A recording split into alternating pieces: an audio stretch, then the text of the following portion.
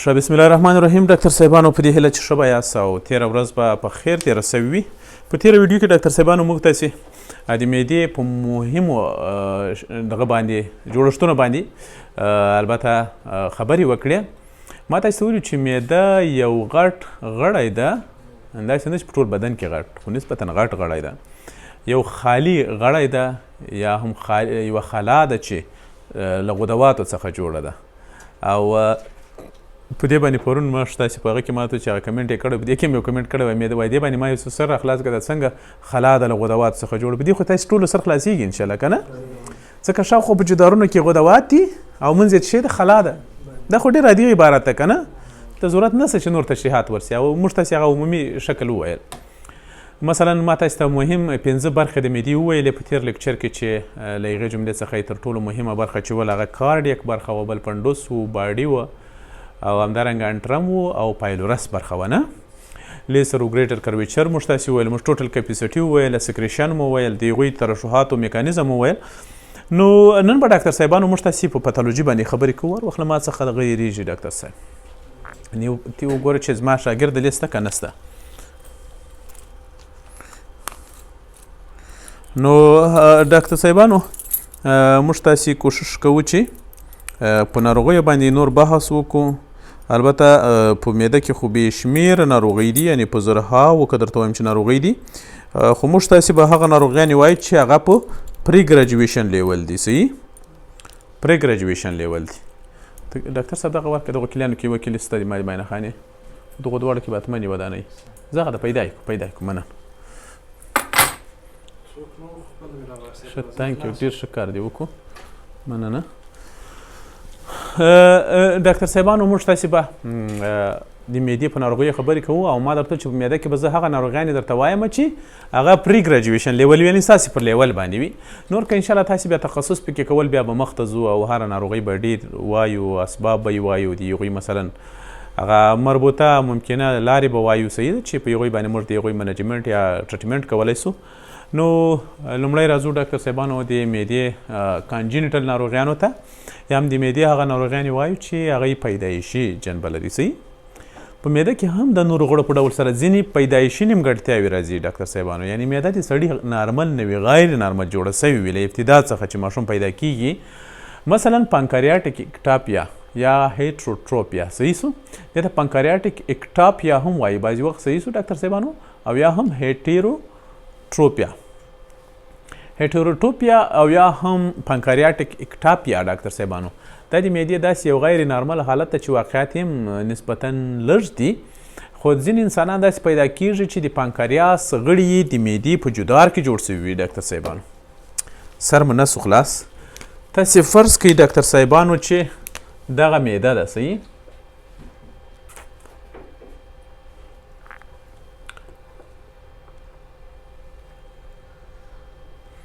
ټیک سو، او تاسې فرض کړئ چې دا معده ده، د معدې په جدار کې نارمل باید پانکریاس دلته جوړ شي که نه؟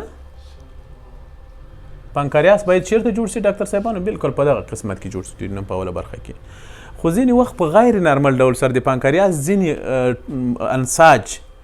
د معدې په جدار کې جوړ شوي وي چې اکثره وخت دا په سبمیکوسا پورې محدود وي او حتی بعضې وخت مسکولارس طبقې ته هم ورغلي وي. دا داسې چې مثلا په دغه جدار کې مثلا په دغه نقطه کې دونه اندازه برخه د څه شي وي ډاکټر صاحبانو؟ د پانکریاټک انساج وي.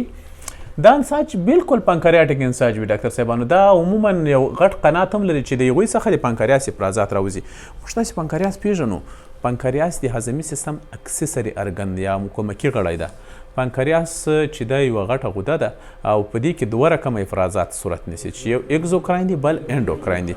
اګزوکراین چې کوم افرازات لري هغوی ته موږ تاسې پانکریاټک جوس وایو چې په هغو کې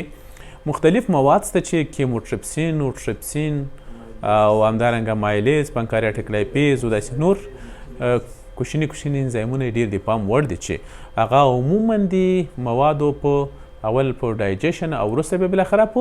ابزارپشن کې له هغوی سره مرسته کوي، ځکه ټوټه کوي مواد سره کم کوي ډاکټر صاحبانو، ټوټه کوي ډایجیشن کې.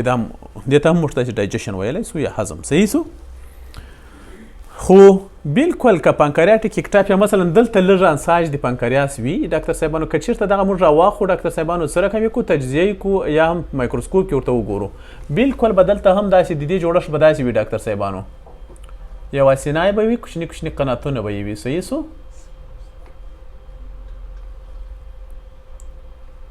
او دا کوچني کوچني قناتونه بیا نسبتا غټ ډکټ جوړ کړی وي مثلا دا له بلې خوا ډکټ راغلی وي له بلې خوا راغلی وي او بالاخره د معدې په یوه برخه کې په جدار کې داسې راخلاص وي نو طبعا په دغه برخو کې موږ تاسې پوهېږو چې دغه پنکریاټیک امایلیز لایپیز همدارنګه ټرپسین کیموټرپسین دا ټول د لې جوړېږي هغه به ټول دلته معدې ته لنډ راوځي که یا دا په هر چا کې نه ډاکټر صاحبانو اب نارملي په ځینې کسانو کې دغسې اکټاپیا وي حتی ځینې وخت ډاکټر صاحبانو په دغه اکټاپیک ټیشو یا غیر نارمل ټیشو په غیر نارمل ځای کې دې ته اکټاپیا وایي نه حتی بعضې وخت تر منځو موږ تاسې آیلیټ اف لانګرهینس هم لیدلی سو واټ از آیلیټ اف لانګرهینس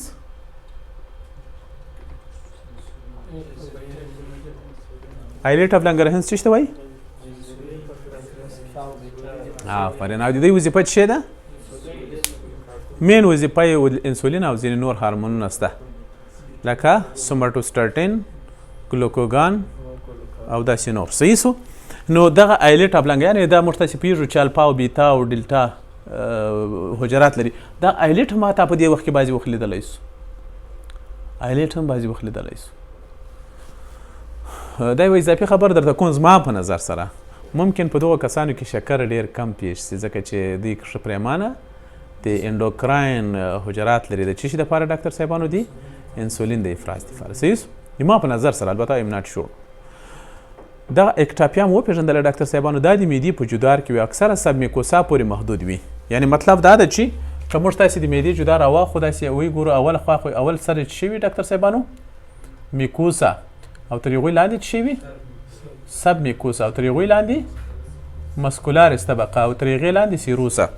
دا یوژولي ډاکټر صاحبانو تر دا سب میکوسا پورې را رسېدلي وي دا غدوات دې خواته نه حتی بعضې وخت مسکولارس ته هم را رسېدلي وي صحیح سو نور کښته نه وي تللي ډاکټر صاحبانو صحیح سو په سترګو چې موږ تاسې ورته وګورو یوه دا دغه کې به داسې وګورو چې یوه کتله شته یوه کتله غوندې معلومېږي یوژولي داسې راوند شکل لري او افرازات یې موږ په سترګو وینو چې ورڅخه راوځي ډاکټر صاحبانو او مبین یې خالي وي اکثره وخت او تر سبمیکوسا پورې معطل رسېدلي بعضې وخت تر مسکولارس لایر پورې هم رسېږي او دا په هر ځای کې واقع کېږي خو یوژولي ډاکټر صاحبانو پایلورس او انټرم برخه کې دغه واقعیت ډېر زیات دي دلته او یا هم په پایلورس برخه کې دا ډېر واقع کېږي صحیح ما اکثره ما چې لیدلي دي په انډوسکوپي کې بالکل همدلته وي ډاکټر صاحبانو زه وروسته یو پکچر در سره شریکوم هم د مایکروسکوپ له نظره په دې کې چې وګورو ما درته چې داسې اسینا یو ډکټس لري ډاکټر صاحبانو او هغه خپل افرازات لري یعنې هم انډوکراین هم اکزوکراین افرازات لري لکه کوچنی پنکریاس د معدې په جدار کې صحیح او دا یو ماس خو به وي کتله ګوري ما تاسې ته ویلي وو چې هر ماس هم کینسر نه وي ځینې ماس کیدای شي چې ډاکټر صاحبانو چې شی وي هغه یو اکټاپیک ټیشو وي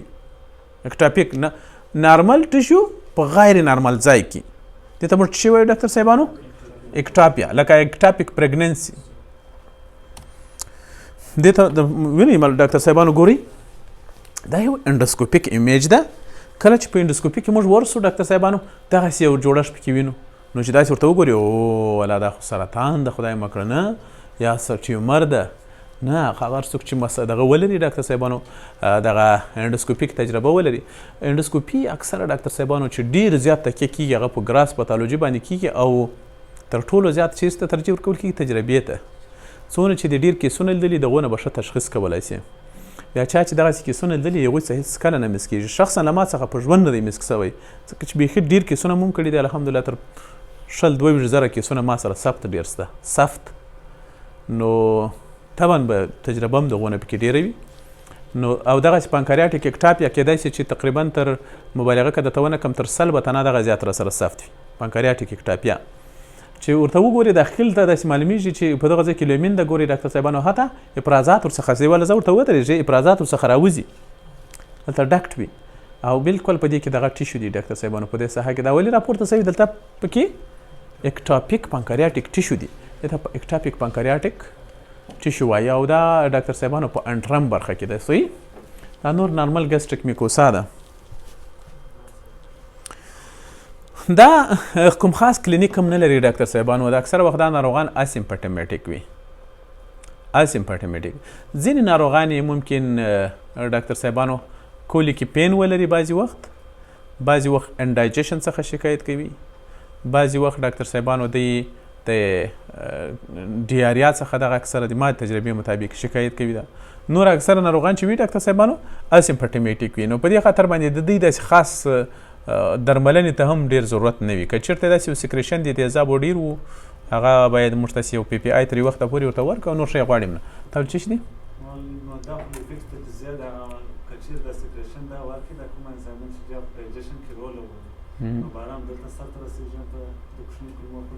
نه، هغه په ډیوډینم کې صورت نیسي اکثره وخت. په دې خاطر چې دغه انزایمونه چې وي ډاکټر صاحبانو، دا انزایمونه کوم خاص محیط ته ضرورت لري د فعاله کولو دپاره. د دې تقریبا غیر فعاله وي. نو خاص محیط د دې دپاره په کوم ځای کې ورته جوړ شوی دی ډاکټر صاحبان؟ ډیوډینم کې. دا له غذایي موادو سره یو ځای ورته کښته کېږي او هضم په کوم ځای کې صورت نیسي؟ یا هم ډایجیشن په کوم ځای کې صورت نیسي؟ پرچه کېدل، ټوټه کېدل د کاربوهایدریت او د لیپیډزو په کوم ځای کې کېږي ډاکټر صاحبانو؟ په معده کې. نه بخښش دی، په ډیوډینم کې. دا هلته صورت نیسي. ممکن که دلته هم نیسي خو یوازې 1% 2% نور خپل کار هلته کوي. لکه مثلا موږ تاسې پوهېږو چې انټرنزیک فکتور ما تاسې ته ویلي وو. انټرنزیک فکتور ګورې په پنډوس برخه کې اکثره وخت جوړېږي. بیا موږ پوهېږو له وټامین B12 سره یو ځای کېږي په معده کې. په هغو باندې غرض نه لري. هغه تر کوم ځای ورسره ځي ډاکټر صاحبان؟ تر ایلیمه پورې. او په ایلیم کې د خپل کار پای ته رسوي انټرنزیک فکتور پاتې کېږي او وټامین B12 ورڅخه جذبېږي. دغسې ورسره ځي. دا هم دغسې ورسره روان دي بغل په بغل، خو خپل کار چېرته کوي؟ په ډیوډینم کې بیرته کوي اکثره وخت. ښه، دا لایټ ده، رڼا ده. هغه موږ چې هلته نه د هغه په سر کې د سکوپ په سر کې څراغ وي. هغه څراغ چې پر ځای باندې لګېږي، خصوصا دغه میوکس لایر ده، نه لکه په اوبو لکه غوړ کړی چې دی دا ځای، په غوړو باندې څراغ نږدې ولګوي دغسې نه د سپین معلومېږي که یا دا خو غوړ نه دي، البته دا میوکس ده. هغه دغسې یو ریفلکشن کوي، لایټ ریفلکشن رڼا ده. دا چې نه ده صحیح. دا ستا خبره اکثره وخت موږ زه چې هر چاته انډوسکوپي وکړم بیا دغسې یو دغه لرم ورځ غټه پلازما، هغه راپور مخکې له دې چې ورته پرنټ یې کړم یا ورته د سر پې ور خلاصوم د مریض چې دا د مریضي ده. بعضې خلکو بیچارهګان نابلده دي، حتی پلازما یې په ټول عمر نه لیدلي. زه بیا ورته نیم ساعت تشریح ورکړم چې دا د تکلیف ده او دا داسې ده او هاسې ده داسې او دا د زخمونه دی وایي دا سپین به زخمونه وي. هغه غټ غټ السرونه هغه نه ویني، دا سپین ځایونه ویني.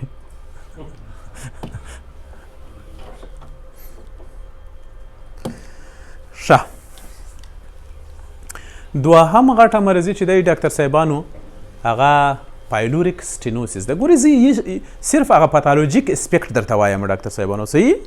پاتالوجیک اسپیکټ به وایو د دې ډېرو شیانو، صحیح؟ هغه ممکنه تداوي زه انشاءالله تعالی درته وایم او یا در کمرې بندېدو وروسته کوم شی چې مهم دی هغه به تاسو ته وایم، ځکه چې ما تاسو ته ویلي چې پاتالوجي او داخله به نه سره ګډوو. صحیح؟ پایلوریک سټینوسیس، پایلورس خو تاسو پیژنئ ډاکټر صاحبانو. پایلورس د معدې کومې برخې ته وایي؟ هغه برخه چې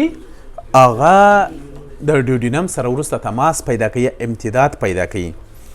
دغه عضلات چې دي ډاکټر صاحبانو د معدې 3 طبقې عضلات چې دي د پایلورس برخه ته چې کله راتاسو موږ تاسې تقریبا دا 2 طبقو کې پاتې کېږي چې یو انر سرکولر وي او اوټر لانګیچوډینل وي ډاکټر صاحبانو. دلته دواړو سرکولر هم په دغه پایلوریک سټینوسیس کې ډاکټر صاحبانو سرکولر عضلاتو چې کړي وي هایپرپلازیا او هایپرتروفي کړي وي او په مقابل کې همدارنګه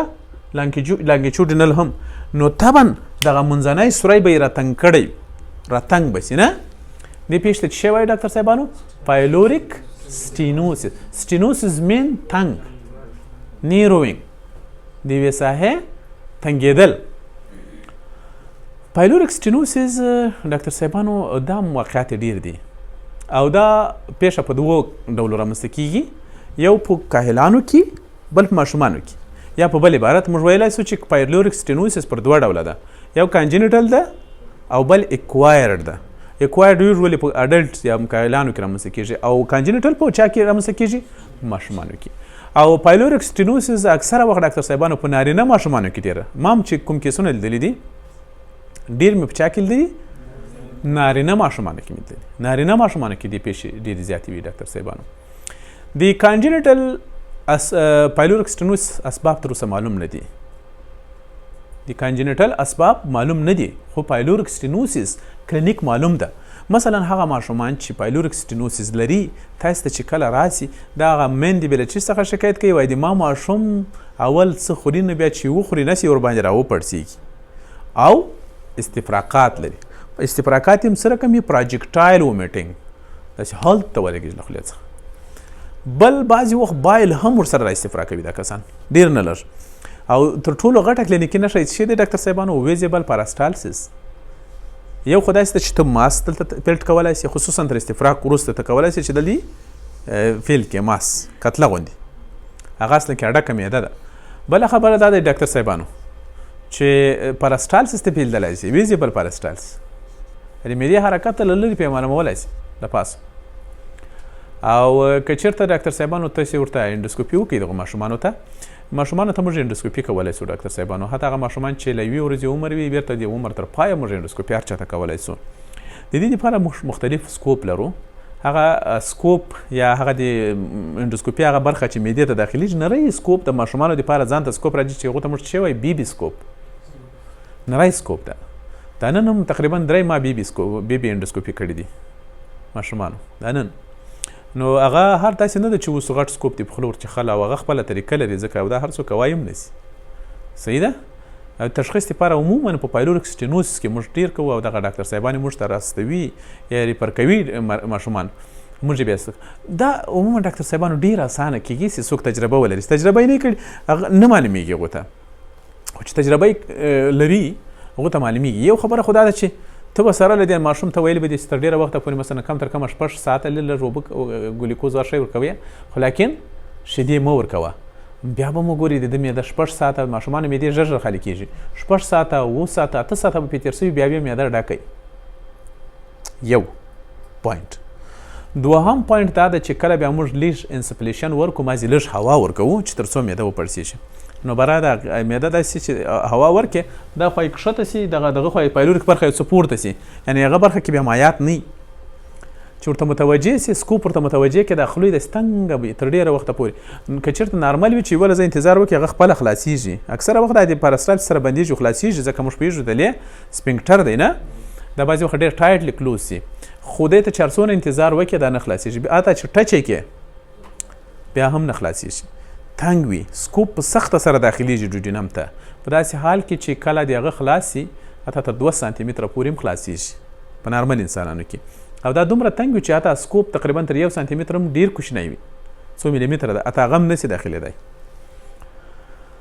نو طبعا دغه حالت ته بیا موږ څه وایو چې دا څه ده پایلورک سټنوس پایلورک سټنوس بیا په 2 ډوله ده یو پارشل د انډوسکوپي له نظره یو کمپلیټ پایلورک سټنوسس ده یو خو ابسټرکشن د ګوري ډاکټر صاحبانو دا په یاد لري یو سټنوسس ده یو ابسټرکشن دا معنا ده چې هیڅ شی به تېرېدای نه سي مطلق دغه بند وي یو سټنوسس وي تېرېږي خو ډېر لږ دغه ماشومان اکثره وخت قبضیت څخه هم ډېر شکایت کوي مندې وایي د ما ماشوم هېڅ تشناب ته نه ځي ډاکټر صاحب تاسو ته دا وایي صحیح شپار صورت ته وروسته به را هم سي نو د ایتیالوجي له نظره ما درته چې 2 ډوله هغه دي پایلورک سټنوس یو کانجنټل سبب یې معلوم نه وي اما میکانیزم یې معلوم ده میکانیزم یې څنګه ده د پایلورس برخې عضلاتو کوم عضلاتو سرکولر او لانګیچیډنل هایپرپلازیا او هایپرترافي دواړه کړي نو په نتیجه کې دا برخه راتنګه کړي ده که نه ښه او اکوایرډ چې د ډاکټر صاحبانو اکوایرډ یې بیا خپل اسباب لري معلومه خبره تر یو سبب وروسته مثلا په دغه برخه کې ډاکټر صاحبانو یو السر رامنځته سو السر تاسې خپله ورته متوجه سئ اوس مثلا هغه السر چې چیرته نږدې پایلورس ته زخم رامنځته سو دلته زخم خو جوړیږي هیلینګ کوي نه ډاکټر صاحبانو او چې هیلینګ وکړي پر ځای چې شی راځي فایبروس نسج هغه سره راتنګېږي بالاخره به د پایلورس سره کم سي ډاکټر صاحبانو تنګ به سي تر انټرال ګاسټرایټس وروسته یا بعضې وخت کېدای شي د دې خپله ټیومر وي مثلا اکثره وخت ګاسټریک لیمفوما یوزولي ډاکټر صاحبانو په دغه برخه کې وي او دلته عموما ټیومر راتنګوي دا څه حقه نه راتنګوي پایلورک سټنوس رامنځته کولی شي که یا ګاسټریک کارسینوما لیمفوما پنکریاټیک کارسینوما پنکریاس ټیومر خپله د جوجینم ټیومر دا ټول کولی شي چې شی رامنځته کړي اکوایرډ پایلورک سټنوس په کاهلانو کې په کاهلیانو کې بیا کوم اراز ولایم لري دا هم پروجیکټایل ومیټینګ لري نس یې ورباندې ډک وي معده یې ورباندې راپړسېدلې وي دغه کسانو ډاکټر صاحبانو دا کانسټیپیشن لري ډېر زیات دا کسان انورکسیا لري شی خوړای نه شي او حتی بعضې وخت اسپریشن یې ورکړی وي او تاسو به څه کوئ ډاکټر صاحبانو دی به اماده کوي کم تر کمه 12 ساعته به یې د څه نه خوړلي لږ اوبه لا څښلی شي مازې کم چې هغه هم تندی پرې ماتېږي که نه آی وي فلویډ ورته ورکوي بعد له هغه 12 ساعته بعد چې ته وګورې بیا یې معده ډکوي نو بیا م خپله طریقه چې ته کوې بعضې وخت موږ خپله معده لیوج کوو راکاږو یو مواد به ګورو انډوسکوپي دپاره او بعضې وخت حتی 24 ساعته پلوه پې کې بیا یې معده ډکوي یا بعضې وخت خالي کېږي معده هم خالصه وي خو لږ لږ پایلورک سټینوسس وي خو پارشلي وي ډاکټر صاحبانو اما چې شی پکې شوي ډاکټر صاحبانو اسکوپ نسي پکې تېرېدی یا سکوپ ډېر په سخته پکې تېرېږي حتی سکوپ چې ته تېروې په دغه ډیوډنم کې او په دغه پایلورس کې ته ریجیډیټي احساسوې سختوالی احساسوې په داسې حال کې چې په نارمل حالت کې چې کله موږ سکوپ تر هغه تېروو تر پایلورس هېڅ ریجیډیټي نه وي هغه ډېر آزاد وي حتی تر 2.5 سانتي متره پورې آزاد وي داسې آزاد او کله چې پایلورک سټینوسس وي ډاکټر صاحبانو په کاهلانو کې په سخته پکې ځي ریجیډیټي ته هلته په لوړ احساسوې چې تېروي اول تېروای نه شي بیا چې تېروي احساسوي نو په دواړو صورتونو کې ته راپور ورکوي چې دا سړی په څه اخته ده یا دا ماشوم په پایلوریک سټینوسس باندې اخته ده د مارپالوژي له نظره که چېرته مال په سترګو باندې ورته موږ تاسې وګورو نو دغه برخه په هایپرتروفي کړې وي راپړسېدلې وي ډاکټر صاحبانو البته د باندې لخوا که چېرته د ساحه څوک اوپن کړي مسکولارس برخې به څه کړي وي ډاکټر صاحبانو هایپرتروفي کړي وي هایپرتروفي کړي وي او د داخل له خوا څخه که چېرته په کاهلانو کې موږ وګورو د فایبروس نښې به هم پکې وګورو له لرې سړی پوهېږي یا له پاسه ټیومر ورباندې راپروت وي د ټیومر نښې پکې لیدلی سو او کلینیکل فیچرز به سره کوي ډاکټر صاحبانو د دې د مایکروسکوپ جوړښت ته ضرورت نشته ځکه چې بدې خو موږ تاسې پوهېږو چې هایپرتروفي وي د په کوچنیانو کې البته د سرکولر او لانګیچونل مسله او په کاهلانو کې به څه وي ډاکټر صاحبانو په کوم اوقاتو کې ممکن هایپرتروفي وي نور فایبروس نسج او یا ماس او کتله او دغه شیان د صحت راغلي د کوچنیانو کې به د دې ډاکټر صاحبانو اول خو په دغه نارینه ماشومانو کې دا پیښه ډېره زیاته واقع کېږي چې عمرونه یې د 3 میاشتو بخښښت یافتو په منځ کې وي دغه ماشومان اکثره وخت ستاسې کلینیکونو ته راځي او د دغو شکایتونو سره چې مور یې درته وایي چې ماشوم استفراق لري او د استفراق یې پروجیکټایل وي له خولې څخه لرې وغورځېږي دې ته څه وایي پروجیکټایل ومیټینګ او اکثره وخت ممکن په استفراق کې ډاکټر صاحبانو بایل او بلډ هم ممکن وي صحیح هغه هم د ویګرس غه له وجې په ومیټینګ له وجې نو دا وینه به ولې پکښې وي ستاسې په نظر سره آفرین اول ته چې رامنځته کوي ویر اینډ ټیر یا هم ما تاسو ته بل وزوی نو په یاد مې دي هغه معده کې ټیرینګ پیدا کېدل ښه بل ډاکټر صاحبانو ویزیبل پاراسټالسس به تاسې وګورئ په نس باندې له پاسه پاراسټالس تاسې په سترګو باندې وینئ د معدې حرکتونه پالپیپل لمپ بیټر افتر د اپیسوډ اف ومیټینګ تر استفراق وروسته تاسې کولی دلته لکه کتله غوندې کلک شی احساس کړئ چې هغه اصلا کې ډکه معده بل شی نه ده او بل کانسټیپیشن لري دا ماشومان او بل دی څه وایي وزن د لاسه ورکوي عموما دلته ګورئ تاسې پوهېږئ ډاکټر صاحبانو د پایلورس په برخه کې عضلاتو هایپرتروفي کړې ده په ماشومانو کې او تاسې های راتنګه کړې ده دومره کوچنی سری پکښې وجود لري یعنې سکوپ حتی نسي پکې تېرېدی او په نورو نارمل حالت کې موږ ته سکوپ ډېر په اسانه سره تېرولی سو دا دوامداره کلوز وي ډاکټر صاحبانو ډېر په سخته باندې سکوپ پکې تېرېږي دا هم داسې دی ډاکټر صاحبانو درته معلومیږي د دې تداوی څنګه ده ډاکټر صاحبانو تداوی کله چې څوک پایلورک سټونیسس ولري که هغه که ماشومان دي او که اډلټ دي دا موږ ډاکټر صاحبانو تر ټولو ښه لاره دا ده چې اول کې بالون ډایلیټیشن ورته وسي بالون ډایلیټیشن داسې دی ډاکټر صاحبانو چې موږ سکوپ دلته رارسوو ښه صبر ته باندې سم سر در خلاص کم بالون ډایلیټیشن چې بوجي ډایلیټیشن دا بیا خپلې طریقې لري سکوپ مثلا موږ را داخل کړل ډاکټر صاحبانو فرض کې داسې راغلو دلته سکوپ ودراو صحیح سو په سکوپ کې کوچني کوچني سرسته ډاکټر صاحبانو دلته پورته فرض کوي د انډوسکوپي داسې جوړ دلته یو چینل لري چې هغه ته موږ بایاپسي چینل وایو صحیح په یوه کې ډاکټر صاحبانو موږ خپله دغه د ډایلیټیشن یو خپله پورسپس ده دغه ورته داخلوو داسې هغه داسې جوړښت لري ډاکټر صاحبانو دا بالکل داسې وي چې دلته یو سوری لري دلته بل سوری لري دا داخله وو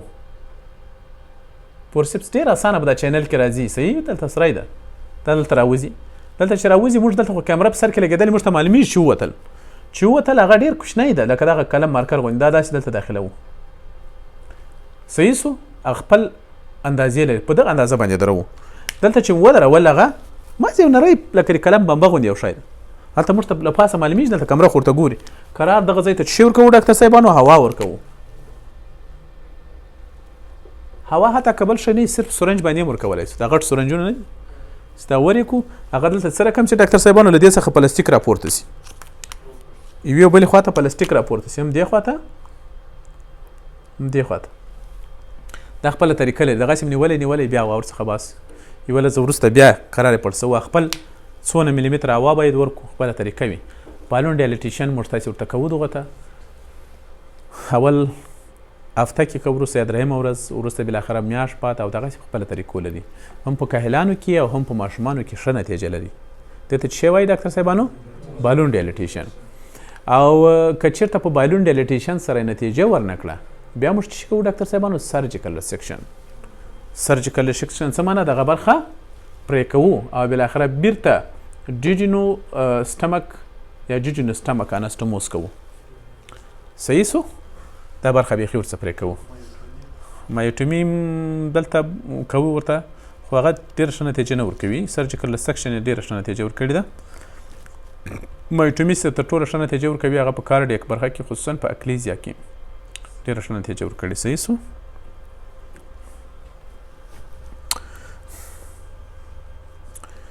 بل ډاکټر صاحبانو په معده کې ځینې نور اکوایرډ کنډیشنونه یا میسینس اکوایرډ کنډیشنز یعنې په معده کې ځینې نور کسبي حالتونه هم شته مثلا د معدې بیزوور تاسې د بیزوور نوم تر اوسه اورېدلی ده اوله وار ده ښه د معدې بیزوور بیا یو بل حالت دی ډاکټر صاحبانو بعضې وخت موږ تاسې داسې مواد خورو چې هغه یې انډایجسټیبل وي انډایجسټیبل دا معنی د هضم وړ نه یا په بل عبارت د معدې انزایمونه په یو باندې د تیزاب د معدې انزایمونه پلس اسید پر یو باندې تاثیرات نه لري نشي هضم کولی په خاصه توګه سره ځینې نباتي محصولات دي پلس ځینې حیواني محصولات دي لکه اونوکان لکه وریښتان او داسې نور ځینې ټوکران او تارونه مارونه هم شته چې خلک یې خوري غلطي په هغه کې او هغه هضم کیږي نه او هغه په معده کې پاته کیږي بالاخره په معده کې یو ګین غوندې جوړښت جوړ کړي یو بال جوړ کړي بال چې هغه ډېر غټ مشکلات جوړوي په معده کې دغه بال ته څه وایي ډاکټر صاحبانو دغه انډایجسټډ فوډس چې هلته پکې پراته وي تر کلو تر عمرو پورې دې ته بیزوور وایي حتی د یوناني ډاکټر صاحبان نه خفه کیږي ما چې ډېر بیزوور لیدل د دوی اکثره مختلف ماجنونه مختلف شیان سره یو ځای کوي او په ناروغانو یې خوري هغه ټول تللي په معده کې بیزوور جوړ کړي ما مات کړي دي 2-3 دانې ما مات کړي دي بېایمني نه ما یوناني دوا خو چې دغه خو بیا معنا دغه د بېتاثیر څه شي ده بېتاوانه بیزوور یې جوړ کړي دي باور وکړي دوی هم ځینې شیان په خلکو خوري پلاستیکان ملیستیکان یې سره ویلي کړي دي که څه شی خو هضم کېږي نه هغه په دغه کې په معده کې بیزوور جوړوي عموما بیزوور چې په معده کې رامنځته کېږي بیزوور مو وپېژندل انډایجسټیبل مواد چې په معده کې تر ډېره وخته پاته سي یو بال جوړ کړي دې ته څه وایي بیزوور ډاکټر صاحبانو عموما پر 3 ډوله دي یو چې دی ډاکټر صاحبانو بیزوور هغه ټرایکو بیزوور دی بل چې دا پایټو بیزوور دی او بل ټرایکو پیټو بیزوور او بل چې دا بل فایټو بیزوور او ټرایکو فایټو بیزوور له وریښتانو څخه جوړیږي ډاکټر صاحبان وریښتان او بعضې وخت ممکن نوکان هم لږ اندازه پکښې وي دا عموما په عصبي مریضانو کې یا هم هغه چې ډپریشن لري په یوه کسانو کې ډېر لیدل کېږي تاسې فکر کړی دا بعضې خلک دا عادت هغه بعض د ژیرې وریښتان د بریتو وریښتان سر وریښتان ښځې نه ټک پرې کړي هغه تیریږي ورڅخه او اکثره وخت پر چش باندې اخته کېږي ډاکټر صاحبانو دا په چش باندې په بیزوور باندې اوړي څه رقم بیزوور رامنځته کوي ټرایکو بیزوور څه معنی له وریښتانو څخه یو جوړ ګیند د چا په معده کې دې ته ټرایکو بیزوور وایي او بل چې د فایټو بیزوور بیا چې شته وایي ډاکټر صاحبانو چې څوک داسې نباتي محصولات خوري چې هغه د خوراک شی نه دي یعنې موږ تاسې په معده کې د هغوی د هضم دپاره انزایمونه نشته خو دا بیا هم نوشجان کوي خوري هغه اکثره وخت په معده کې همدغسې انډایجسټیبل پاتې کېږي او بالاخره یو ګین ورڅخه جوړیږي چې هغه بیا عموما ډاکټر صاحبانو this one the middle one دا چې دی ډاکټر صاحبانو ټرایکو بیزوور او دا هم فیټو بیزوور دی او دغه چې د بیا چې ډاکټر صاحبانو چې ده دغه ټرایکو فیټو بیزوور چې دغه کې بیا هم وریښتانو نوکانو دغه بلا وترې هم نباتي محصولات پکښې وي دغه داسې وي ډاکټر صاحبانو دغه ناروغان چې اکثره وخت موږ ته راسي شکایت د دې کوي معده مې ډکه وي ډاکټر صاحبانو ژر مړېږم خو بیا هم وږی یم او نس مې راباندې درېدلی وي معده مې په اسانه نه خالي کېږي او نس مې راباندې پړسېږي نس مې باد کوي او انډایجېشن دغه درته کوي ډاکټر صاحبانو اعراض درته وایي فل نیس لرم بد ټیغونه مې راخېږي نس مې ډېر باد کوي دا ټول درته وایي نو بیا چې موږ تاسې انډوسکوپي ورته وکړو په انډوسکوپي کې چې شی لیدلی شو ډاکټر صاحبانو بیزوور طبعا دغه انډوسکوپي باید تاسې کم تر کمه 24 ساعته فالو اپ کوي یا هم 12 ساعته بعد تاسې ورته کړي وي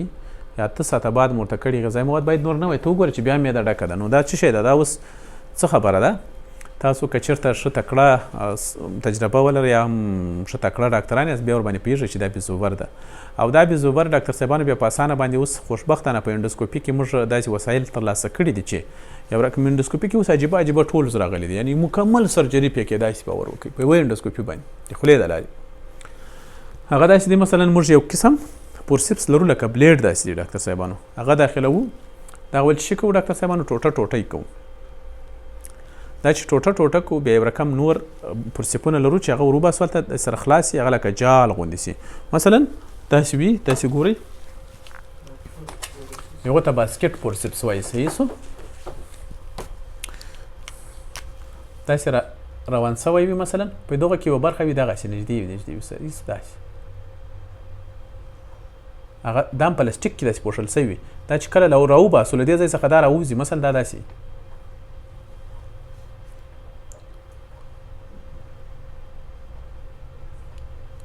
ټیک سو هلته چې لږ زور ورکړو د دې خواته راوباسو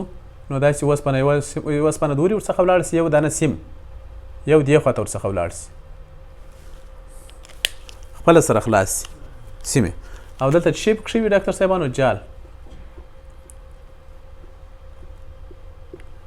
موږ باسکټ پورسپس ورته وایو دغسې دا خلاص سي هغه چې خلاص سو هغه کومه برخه چې مې په خوله ورکړه هر څومره چې موږ ټوټه کړی دا بیرته راکش کو چې بیرته راکش کو دا قرار خوله په رابنده کې داسې لکه وچه تړي راویباسه دا ډېر کار غواړي 8 ساعته یو بیزوور ریموو ممکن درڅه وغواړي غټ لکه غټ عملیات صحیح ده نو دا موږ په دغه ډول سره ریموو کوو بیزوور خو که په یوه ډول سره بیا هم ونه توانېدو بیا نو چې شی غواړي اوپن سرجري بیا به اوپن سرجري ورته کوو دې کسانو ته مطلب مې دا ده چې هر د معدې مریض هم د اسومیپرازول یا د پی پی آی ډیفیشنسي نه لري چې ورته کش سي او نه هم د معدې هر مریض د معدې زخم او وچ پایلوري وي په معده کې بې شمېره مرضونه شته چې ډېر به یې زه تاسو ته ووایم انشاءالله د معدې بل حالت ډاکټر صاحبانو ایکوارډ پیښېدونکی هغه اکیوټ ډایلیټیشن ده بعضې وخت داسې کېږي ډاکټر صاحبانو چې معده یو ناڅاپه څه رقم سي ډیالیټ سي یو ناڅاپه معده ډیالیټ سي په معده کې ډاکټر صاحبانو یو خاص ټون شته ټون پېژنئ د عضلاتو تاسې هغه غوښه کله چې په سم مخکې حلال کې نه وایه هغه غوښه چې وګوره داسې یو قسم ژوندی وي د لرې سړی پېژني راته داسې یو قسم حرکت هم کوي داسې یو قسم ټون لري د معده خپل یو ټون لري او دا ټون د دې د خپله په مسکولارس او سبمیکوسا برخه کې د عصبي پلکسس موجودیت ده میزنر او اوربیکس ما تاسو ته ویلي دوه پلکسس دي نه بعضې وخت ډاکټر صاحبانو د ځینې وجو څخه ممکن همدغه پلکسس کار پرېږدي او د معده ټوټل پارالایز سي پارالایز څه معنی فلج سي چې فلج سي خو یې دغسې شله پله به سي نه نو ډیالیټ به سي که پراخه به سي اوږده به سي بېمانه غیر نارمل معده به ورڅخه جوړه سي چې دې ته څه شی وایي ډاکټر صاحبانو اکیوټ ډایلیټیشن. دا په خاصه توګه سره په هغه وخت کې کېږي ډاکټر صاحبانو چې ډېر ګاز په معده کې راجمع سي یا څوک ډېر زیاتې اوبه وڅښي مثلا معده یې ډکه مثلا په خاص توګه سره روزې په وخت کې غړت بسته دغه خلک ترمزان اوبه څښي نه یا هم جیک اوبه څښي. بعضې وخت تر ځینې نستر اپریشنو وروسته پیروټونایټس څخه وروسته پایلوریک سټینوسس څخه وروسته دغه کار کېږي اکیوټ پارالایسس بخشش دی ډایلیټیشن رامنځته کېږي. صحیح سو دا او رپچر دا په یو ماشومانو کې هم ډېر زیات کېږي چې هغه په ځینې سکولونو کې متاسفانه هغوی ته کمپټیشن د څه شي دایریږي د زیات خوراک وایي پلانکی ډېر کیلې خوري که ته کیلې خوري نه معلمان ورته ناست چک ورباندې کوي دا ډېر بد عادت یا نور شیان ورباندې خوري یا پیپسیان ورباندې څښي تاسې لیدلي داسې کمپټیشنونه دغه رپچر دواړه په یغو دواړو کې ډېر واقع کېږي. دلته یو شخصي مکتب څخه دغه کار یې کړی و بیا ډېر په افتخار سره شیر کړی یم فیسبوک کې بیا ما ورته ملګري دا هم غلط کار ده نو خیر دی چې هېڅ یې بحث راسره ونه کړو داسې یې ومنله وایي بالکل ما قناعت ورکړو دا کار مه کوئ وایي بالکل په راتلونکي کې به بیا دایر نه سي دا به موږ اولین او اخرینه لوبئ. نو عموما په ډېر څښاک او ډېر خوراک سره چاته لوبې مه یې خپله کوئ مه یې بل چاته ورکوئ. صحیح ځکه دغه د څه کېږي سبب کېږي ډاکټر صاحبانو د اکیوټ سټمک ډایلیټیشن او رپچر سټمک رپچر دا یو بل حالت ده دغه دواړه سبب کېږي. تاسې معلومېږي چې ګورئ دغه ته بیا هم ورکړي د سټمک نارمل باید ډېره کوچنۍ وایي دونه غټه سوي ډایلیټ سوي ده شله سوي ده نه نس اکثره برخه له څه څخه ډکه ده ډاکټر صاحبانو معدې څخه دا تر پیروټونایټس وروسته تر پایلوریک سټینوسس وروسته او تر ټراما او د نس تر ځینې اپریشنونو وروسته یا د معدې تر ځینې اپریشنونو وروسته هم دغه پیښه واقع کېدای سي. نور حالتونه چې دي ډاکټر صاحبانو لکه ګاسټریک رپچر بیا چې ته وایي ډاکټر صاحبانو کله چې معده وچې وي معده هم چې وي ته چې وایي ډاکټر صاحبانو رپچر معدې چودل دا نه معنی چې ټوټه سي لکه مینځ وچې وي سوری سي فقط یا ډېر کم وختاتو کې لیسریشن وکړي اکثره وخت کوچنی سری پکې پیدا کېږي. صحیح سو سری لکه دا دې ته چې وایي ډاکټر صاحبانو ګاسټریک رپچر دا یو ډېر خطرناک حالت دی ډاکټر صاحبانو عموما تر بلنډ ټروما وروسته مثلا لکه یو دم په نس کې څوک په سوک وایي په ډک نس پڅه ټروما چې ورته وایي پینیټریټډ ټروما خپله په چاقوي وایي خپله دې سره یې کړه اکسټرنل کارډیک مساج بعضې وخت د زړه دپاره ځینې مساجونه ورکول کېږي نه لاس یې پوهېږئ سی آر پي چې ورکوي سی پي آر وبخښئ انجیشن اف هیوي میلز زیات خوراک کول لکه ما تاسې ته مخکې ویل یا بعضې خلک دي په خیرات باندې کښېږي بس په ځان نه پوهېږي پسې خوري 100 کاسې خالي کړي نه او لارج کوانټیټي اف لیکوډ لایک بیر د بیر او ځینې مشروباتو ډېر زیات څښل بعضې وخت د کمپټیشن په اساس دا ټول کولی شي ستاسې معده سروی کړي. دا چې معده سروی سي د ډېر خطرناکه ستونزې سره مخ کېږي ځکه چې د معدې څخه ځینې کنټنټ د ګاسټریک جوس په شمول حتی بایل بعضې وخت هغو په شمول دا په نس کې دغه کېږي تویېږي او دا کولی شي جنرالایز پیروټونایټس او حتی د مختلفو نورو ستونزو سبب سي. خو یوه خوشبختي لرو موږ تاسې پوهېږئ ډو یو نو ابډامینل ګارډ یا بیلی ګارډ آفرین ومنټم ته بیلی ګارډ هم وایي یا ابډامینل ګارډ ومنټم پېژنئ د نس وازګي دوه دانې ومنټمونه لري یو لیسر ومنټم ده یو ګریټر ومنټم ده. لیسر ومنټم ګریټر ومنټم چې ده عموما موږ تاسې پوهېږو یو سر چې ده په ټرانسورس کولم سي ټچ ده او بیا داسې ځي یو شیپ جوړوي بیرته راځي په انپیریر میزنټریک پورې ده که کوم ځای ده بل ځای انسرشن اوریجن په یاده او بل چې ده د لیسر ومنټم ده چې په اپیپلایک پورامین څخه راتېرېږي او په لیسر کرویچر د معدې پسې ټچ ده او دا بل رښتیا ده چې په ګریټر کرویچر پسې او دا بل په لیسر کرویچر پسې دغه لیسر ومنټم چې ورته وایي ګریټر لیسر دا بل شی نه دی ډاکټر صاحبانو ومنټم خپله موږ پوهېږو فټ ټیشو دي شحمیات دي شحمي نسج ده او دا یو دا لکه دې ته ولې ابډامینل ګارډ وایي کله چې زموږ تاسې په نس کې یوه برخه رپچر کوي او یا هم سوری کېږي مثلا لکه پانکریاس بخشش دي لکه معده چې رپچر وسي یا سوری سي مثلا یا ډیوډینم سوری سي یا مثلا کولمې سوری سي یا هم اپنډکس وچې وي په دغه وختونو کې دا څه شي کوي ډاکټر صاحبانو ورځي ټینګ ټینګ ترې راتاو سي حتی داسې پرې راتاو سي ته به فکر کوي چې په بنداژ باندې چا دغه کړې ده تړلی او اجازه نه ورکوي چې له هغوی څخه کانټنټ د باندې خواته ووځي دا یوه خوشبختي ده که بدبختي انسان پرون وړمه ورځ مې له مولوي صاحب سره بحث و درې ناست ما ول بې له شکه چې تر ټولو عقیدوي مضمون چې ده طب ده او د ډاکټرانو سره باندې هېڅ کله په عقایدو کې بحث نه کوي له ده سره به عموما په نورو شیانو کې بحث کوي ځکه چې ډاکټرانو عقیده الریډي پخوي ځکه واقعا هم دغه الله جل جلاله ټول حیوانات خو انسانان یې بیا ډېر په کمال سره جوړ کړي دي اوس دا مومنټم ګوره نه چې مثلا څونه یو غټ کار کوي له موږ سره نو که چې چا چېرته بعضې وخت معده جوړه هم سي ډاکټر صاحبانو بخښش دي رپچر هم سي جوړه به هم سي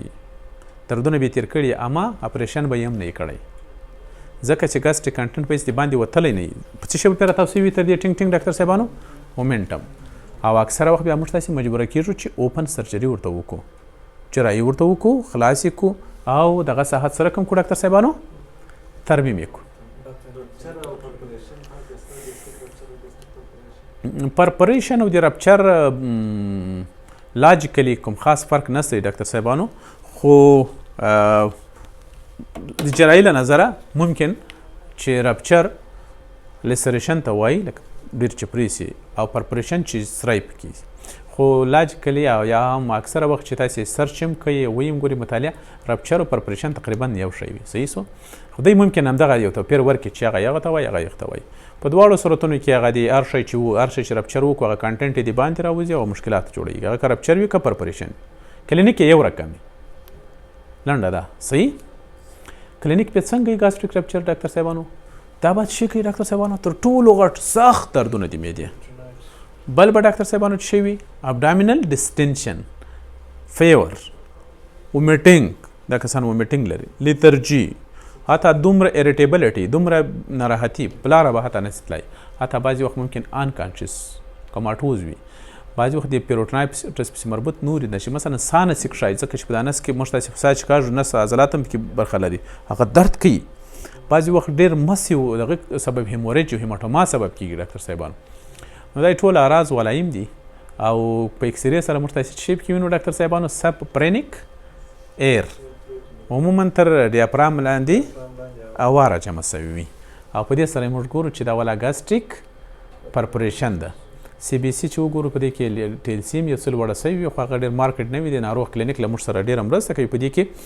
او کله چې انډوسکوپي ورته وکړو ډاکټر صاحبانو په دې وخت کې عجیبه درته وکړم که چېرته وخت اکثره وخت پرپریشن وي ډاکټر صاحبانو په اسانه نه معلومېږي ما تر اوسه داسې مریض نه دی لیدلی چې سکوپ مې تر هغه سوریه بلې خواته ورایستلی چې دغه د ولا سوری ده صحیح چې ورته متوجه سي دغسې یو شی داخل د خوا څخه البته دا خو لیپراسکوپیک ایمیج ده باندې له خوا ده لیپراسکوپي دا انډوسکوپیک نه دی صحیح ډیونو لاپروسکوپي د ماشین په ذریعه چې خلک وایي عملیات یې وکړو درې سرې چې په نس کې ورکوي نه په یو کې کمرې په نور کې نور ټول ځي باره هوا ورکړي او بالاخره نس وپړسي بیا په هغو کې اخته دغه لاپروسکوپیک ایمیج د باندې له خوا یې اخیسته سوی دی نن له خوا څخه نه دی صحیح ده فکر کوم دم ډیوډینم میدم نه ده دا فکر کوم دغه چې د لیسر ومنټم ده او دغه ډیوډینم ده خو په هر صورت د نن له خوا هم دغسې معلومېږي ډاکټر صاحبانو د نن له خوا هم دغسې یو شی ډیف السر معلومېږي هغه ته بعضې وخت ډیپ له نه معلومېږي السر معلومېږي فقط د داخل د خوا څخه اما چې وی ګورې یوازې یو کیس ما ولیدو چې هغه ډیوډینل رپچر و ډاکټر صاحبانو یا پرپریشن و چې په هغو کې زه یو څه د باندې خواته وګرځېدم چې ور ووتم ډېر زیات بلډینګ یې ورکړی و او چې زه ډیوډینم ته ولاړم باره راسه ورکه سو زه اوس کومې خواته رالم نو چې ومې کتل ساحه وه هر څونه انسپلیشن چې مې ورکول د ناروغ نس راپړسېدل او یو بلې خواته بلډینګ وهغه باره مې سر خلاص و چې کار خراب ده او ژر تر ژره مې چې کړو دی سرجري ته ریفر کړو لیپراټومي ورته کړې وه بیا ډاکټر صاحب بیرته زنګ راول ډېر خوشحاله م سو وایي واقعا ډېر ښایسته تشخیص او ډېره د نقطه دې راښولې وه په هغه نقطې ته چې ولاړم بس استې کار سم یو کیس ما داسې لیدلی نور اکثره وخت نه معلومېږي ډاکټر صاحبان تر ډیوډینم ته دغه ټوله عموما چې شی راتاو سوي وي ډاکټر صاحبان مومنټم راتاو سوی وي او هغه د باندې د نن له خوا څخه سم په انډوسکوپي سره نه معلومېږي خو په اکسرې او په دغو شیانو د ناروغ کلینیک له موږ سره مرسته کوي تر څو موږ معلوم کړو چې دا څه شی ده د دغو یوازینۍ لاره هم ډاکټر صاحبانو څه شی ده سرجري ډبل ډوز آی وي پی پی آی دي ډاکټر صاحبانو د دغو خلکو ان پی او ساتل دي د ناروغ او وقایوي انټي بایوټیکس او داسې نور